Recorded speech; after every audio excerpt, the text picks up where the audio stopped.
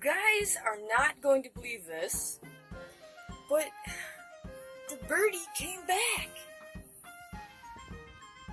Where's the focus here? Look at that. It's the same birdie that was in here yesterday that I rescued, and now he's come back again. I can't believe it. It's the exact same birdie. It is the exact same birdie. Now I gotta rescue him again and let him outside. But that's the craziest thing. Hey buddy, what you doing back in my room again? Why are you in my room again? Oh my gosh, you guys, that is bizarre. That is seriously bizarre. This birdie came back a second time. Oh, unreal. You must have a message for me, huh?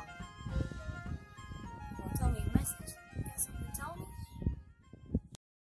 I just made a discovery.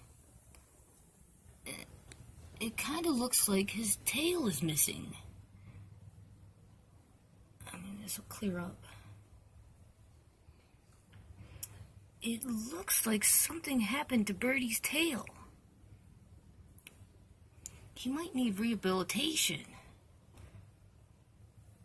Oh, you look terrible, buddy.